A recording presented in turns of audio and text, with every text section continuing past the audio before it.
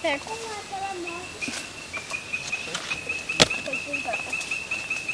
Não dá mais nada agora. Um salgado. Certo.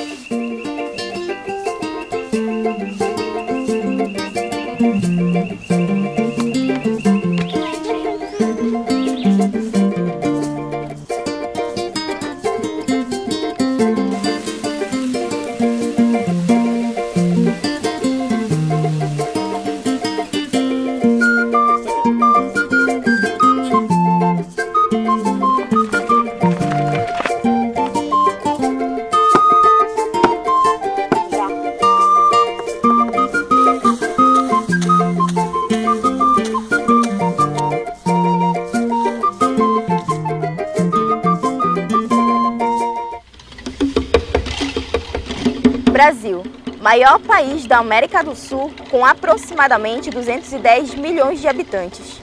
Pará, estado da Amazônia brasileira, formado por uma população de mais de 8 milhões de pessoas.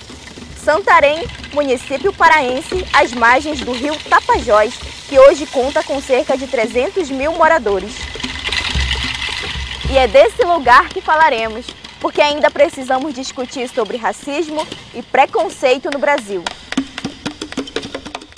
Ricardo Albuquerque é procurador de Justiça do Estado do Pará. O áudio foi gravado durante uma palestra para estudantes de Direito no auditório do Ministério Público. Esse problema da escravidão aqui no Brasil foi porque o índio não gosta de trabalhar. Até hoje, o índio preferia morrer do que cavar mina, do que plantar os portugueses. São muitas imagens, né, que a gente escuta e percebe nas falas das pessoas, na rua, e inclusive nas falas de políticos, né, na maneira como o Estado gerencia essas populações, né, as políticas para essas populações. Né.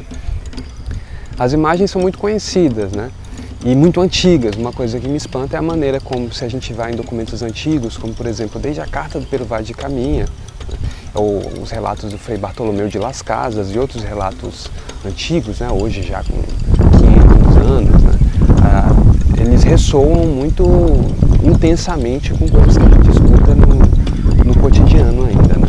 Então uma coisa que é impressionante, para mim impressiona, né, como durante tanto tempo o imaginário se mantém tão forte assim, e aí eu digo imaginário mesmo, né, porque é muito mais de uma certa imaginação sobre os índios do que sobre de fato uma observação e uma convivência direta com os índios, né? É uma certa polaridade, né, entre o que na antropologia e nas ciências humanas ficou conhecido lá como a ideia do bom selvagem e do mal selvagem, né? Então, por um lado, os índios são vistos como aqueles que preservam a natureza e, enfim, tem uma relação mais natural com o ambiente natural, né? E, de fato, uma relação pensada quase como de pertença ao mundo, ao ambiente natural. E, por outro lado, os índios são pensados como a figura do mal selvagem, né? E aí entra esses estereótipos como preguiçoso, essa ideia de que o índio atrapalha o desenvolvimento nacional, né? Coisas que são muito resultado de um afastamento em relação aos povos indígenas, né? Para ser um índio, eu acho que tem que ter tem que ter vindo realmente de lá, de dentro da aldeia, tendo toda aquela cultura ali do pajé, dos ancestrais, de tudo, respeitando toda essa cultura lá deles, entendeu?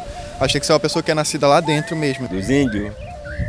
Ele vem falar que eles moram no mato, né? Vive da caça, e depende do ouro, né? Depende do ouro, depende da natureza.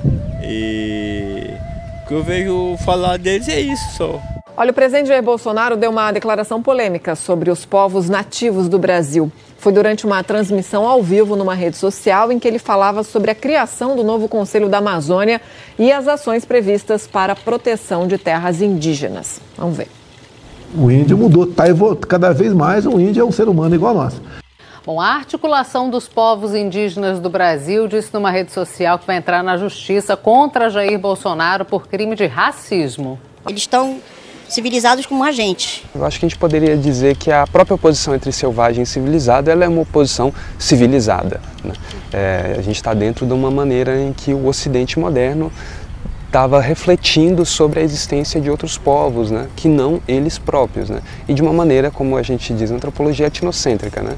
Então, com o movimento das grandes navegações a partir do século XIV, né, você tem essa descoberta dos novos mundos, né, porque os europeus eram uma descoberta, e a partir daí uma reflexão sobre quem eram esses povos, né, e essa reflexão, muito nitidamente, ela era feita a partir dos próprios parâmetros europeus, né.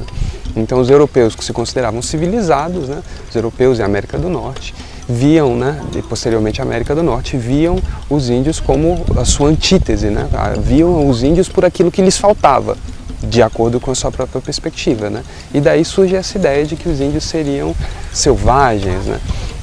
Um pensador importante na antropologia, principalmente nos estudos de parentesco, posteriormente, né, criou essa divisão, cristalizou, né? Já era uma divisão que já existia, né? Mas uma distinção progressista e civilizatória, né, evolutiva, entre selvagem, né, a selvageria, a barbárie e a civilização, né? E tudo isso é pensado, né, como escalas, degraus de evolução, e pensado a partir de um parâmetro que era fundamental para o mundo europeu, justamente, que era o parâmetro tecnológico, né? Então, aquele mundo que fez a Revolução Industrial imaginava que a tecnologia era a coisa mais importante para se pensar sobre o estado, né, a condição de existência dos povos no mundo, né? E a partir daí, povos que tinham uma tecnologia material simples, relativamente simples, né, mas ao mesmo tempo com uma sofisticação em termos de adaptação ao meio em que vivia enorme, né, passaram a ser vistos como mais simples, primitivos, etc. Né? Se considerar um índio, ele tem que ser um índio mesmo, e tem que provar que ele é um índio. O branco, ele é branco e pronto, ninguém questiona a pessoa. Aliás, tem gente que nem é tão branco assim e a pessoa diz que ela é branca e todo mundo admite que ela é branca. Já o indígena não, se a pessoa diz eu sou indígena, é quase como se viesse logo a pergunta, prova que tu és índio, de onde que tu és, fala uma língua indígena, enfim, é um desafio ser indígena. Por que a gente tem que provar? O japonês, o judeu, os negros, eles têm que provar que são, e por que o indígena precisa provar que é indígena?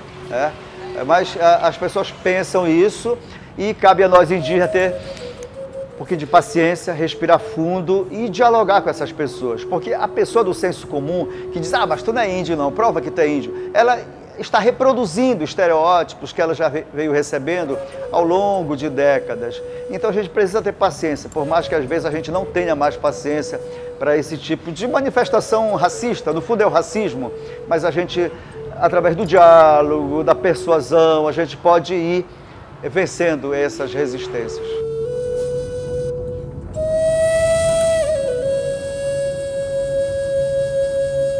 Quer falar a linguagem dos indígenas, que se tu não sabe, fica falando essas coisas, sabe, assim, para tentar parar a gente, né? Eu digo, pois eu provo, porque a minha mãe, ela vem de uma raiz indígena. O sangue, ele corre na veia, vem de lá, dos nossos antepassados. E eu, né, tenho a certeza de que eles nasceram, né, os meus antepassados viveram, né, nessa beirada aqui de Cavada, né, Cavada, aqui, Açaizal, né, vindo de lá para cá, daqui para lá. Eu tenho certeza que não vieram de outro lugar, de outro país estranho, né, não vieram. Nós estamos aqui. A nossa identidade fala tudo. Eu não preciso mostrar aqui a minha cultura, eu não preciso mostrar aqui algo que possa provar isso. Eu já sofri muito preconceito e já fui muito discriminada com relação à minha identidade. Primeiro, pela questão dos estereótipos, aonde perante a sociedade branca entre aspas, eu não me encaixo nos estereótipos dos indígenas, no qual tem que ter o cabelo liso, o olhinho puxado. É toda uma coisa colocada pela mídia social. Na outra questão que também sofro com relação ao preconceito à minha identidade é não falar uma segunda língua indígena, somente falar a língua portuguesa. Na universidade a gente sofre muito por causa da língua, às vezes a gente conversa entre si, entre o Aiuá e outros, e o pessoal fica olhando e depois faz uma piada assim, sem graça, mas a gente percebe que é indireta para nós, a piada que eles fazem. Porque na verdade a maioria reclama do uso de celular, né? Fala que é indígena, precisa usar tecnologia, é locado indígena no mato. Então a gente sofre por causa disso também, da roupa e os joias. A e demais coisas também. Eu gosto de andar todo o tempo pintada. E quando eu saio pintada, todo mundo fica olhando com aquele olhar tipo de preconceito, Aí até pessoas se afastam um pouco para não ficar perto. A gente anda com nossos grafismos, né? E eles não aceitam esses tipos de... Para nós, eu acredito que é bonito e a nossa cultura é isso, né? E eles que não entendem o que quer dizer, é por isso que eles falam contra a gente, né? Eu já sofri preconceito, tanto dentro quanto fora da universidade, por eu ser indígena e ser questionada pelo fato de eu usar maquiagem, usar roupa normal como qualquer outra pessoa, usar tecnologias, porque segundo o branco, o índio tem que ter o cabelo liso, tem que ter a pele morena, o olho puxadinho. E outro fato é, por eu ser da aldeia, de onde eles afirmam que são as aldeias fakes inventadas no Tapajós. Numa cidade como Santarém, onde durante um século aproximadamente as pessoas se acostumaram a dizer que não tinha mais índios aqui na região, quando as pessoas veem índios, e esses índios não são aqueles que as pessoas pensam, selvagem, pintado o tempo todo, as pessoas dizem, esses não são índios, porque as pessoas esperam ver um índio ou uma índia de acordo com o seu estereótipo. E os indígenas que transitam em Santarém, Itaituba, Belém, Manaus, são indígenas contemporâneos, com culturas, com jeitos de ser diferente. Então, essa imagem do índio selvagem, que tem até um corte de cabelo, tem que ser um corte cuia, do jeito que os filmes mostram, esse índio praticamente não existe na realidade, mas é ele que ainda está na mentalidade das pessoas, elas esperam ver esse índio nas ruas. É muito complicado conviver diante de tanta discriminação. Onde quer que estejamos, infelizmente, somos discriminados, né? A nossa identidade, a nossa cultura é algo tão original de nós mesmos que, independentemente da situação em que estamos, não vai mudar. E ninguém vai mudar. Porque nós somos resistência. E essa questão da resistência é que incomoda até mesmo as autoridades. Por quê? Porque elas querem dominar, de certa forma, determinadas situações em que nós não aceitamos. E quando passamos a não aceitar, aí vem o embate de sermos mais ainda colocados para baixo, de sermos considerados seres incapazes, né? Aí vem a selvageria, que somos selvagens, né? Aí vem a questão da língua, que nós não sabemos falar a língua materna, então não somos indígenas, somos índios falsos. Vem a questão, se falarmos a língua, também somos discriminados, pelo fato de falarmos a língua materna e não sabermos a língua portuguesa. São situações tão contraditórias assim que a própria sociedade, que tem esse imaginário do que é o indígena, ela se contradiz.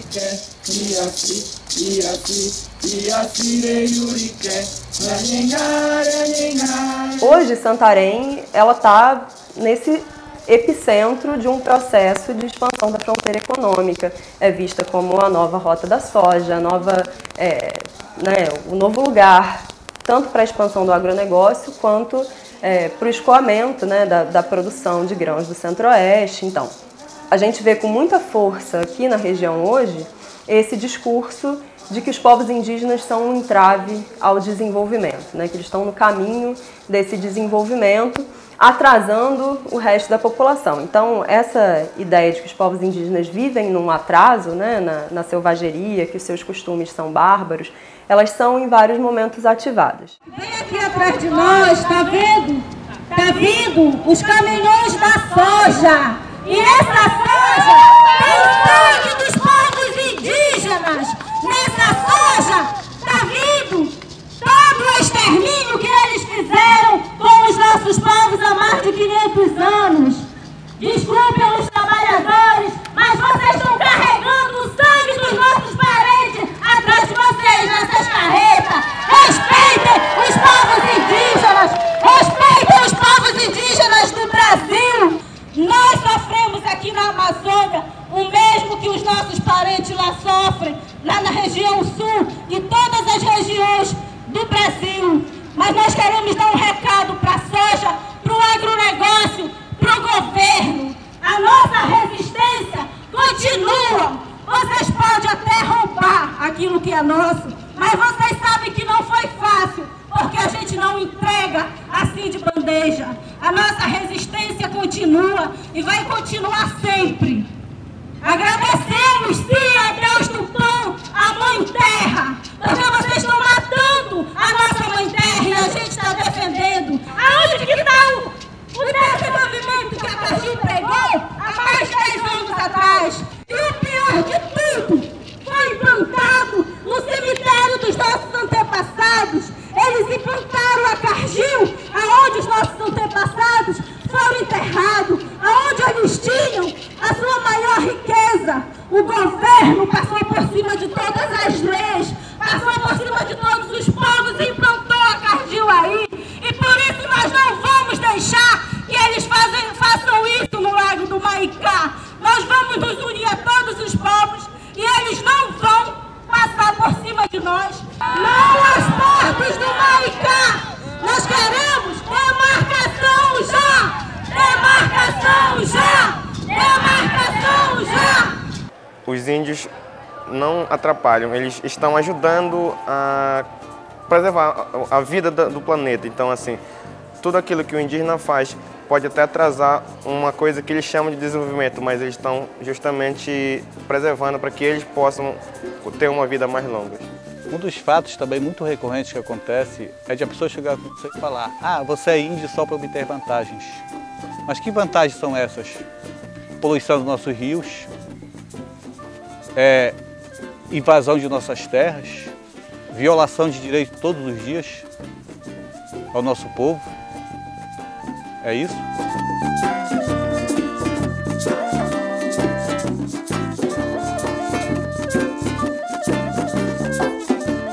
E outra desses estereótipos que a gente vê muito presente aqui é essa ideia do índio aculturado, né? Do índio que já não é bem índio, que está em vias de deixar de existir, né? E essa ideia de que é possível não reconhecer a identidade desses povos indígenas como um mecanismo de lhes negar direitos, ela é muito antiga na história da relação do Estado brasileiro com os povos indígenas. Mas a gente teve, na Constituição de 88, um marco, pelo menos legal, de desconstrução dessa ideia de que existem escalas de indianidade, enfim, de que indígena é uma categoria transitória de passagem que vai dar lugar, enfim, a uma integração com a sociedade brasileira unitária. Índio mesmo que eu sei muito tempo para fora, Altamira, Rhorópolis, aí São Paulo, Rio, aí para fora que tem mesmo os índios mesmo que a gente vê falar, porque para cá mesmo a gente não vê nem... Se tiver uns 4 a 5 índios só, mas é desses, como é que chama, é enxertado, que não é índio funcional. O índio funcional mesmo tá no mato mesmo aí, eles estão no mato mesmo aí, estão mexendo aí com o mato, aí, mexendo com a natureza. Uma vez que uma pessoa que passou aqui, e essa pessoa estava fazendo uma tese, ela não é indígena, mas ela estava procurando os quilombolas indígenas para fazer uma tese dela aqui. Aí ela disse, mas onde já se viu índio metido a branco, índio do cabelo carangolado? Eu disse, olha, para ser índio tá aqui, olha, no sangue da gente. E aí eles querem dizer que a gente não é índio. O índio é para estar lá no mato, isolado. E não é bem assim. Nós nos declaramos indígenas, nós somos filhos da terra e nisso nós vamos lutar por essa terra que nós estamos aqui. E jamais eu vou deixar meu pedaço de terra aqui e vou lá para a cidade. Então é muito difícil a gente falar de uma formação dessa região pensando uma população indígena ou os europeus e os africanos, né? Tá para além disso. E nessa mistura, né, ao longo desse processo de construção deste lugar, né, a gente percebe uma mestiçagem muito clara, né? E formações, inclusive, e por isso mesmo, por conta dessa mestiçagem, inclusive uma invisibilização das populações nativas, porque elas se misturaram, né? E aí tem toda uma questão que a gente pode, né, falar sobre de como que essa invisibilidade, né, apagaram essas identidades, né, com várias denominações, misturados, mestiços, caboclos, né? Se hoje nós existimos, né, é porque nós resistimos. E nós somos Surara, nós somos guerreiros. E nós jamais iremos doar os nossos direitos. Nós estamos aqui para preservar a natureza, para preservar os nossos lugares sagrados, e que nós não somos gaúchos, nós não viemos exportados para cá. Nós nascemos aqui, vivemos aqui, e nós mostramos que nós tem cultura, nós tem luta, e essa luta nossa, ela precisa ser respeitada como um povo, como uma etnia, porque nós vivemos, nós nascemos aqui, nós vivemos, nós convivemos aqui, e nós já mostramos a nossa realidade, nós já mostramos a nossa cultura, que nós existimos e nós vivemos aqui, e que esse território desse povo Munduruku, e essa natureza, essa floresta, ela precisa ser preservada por nós. Nós precisávamos ter um pouco mais de conhecimento, de contato, para que as coisas fluíssem melhor entre os povos indígenas e a nossa civilização de forma adequada, para que pudéssemos compreender uns aos outros.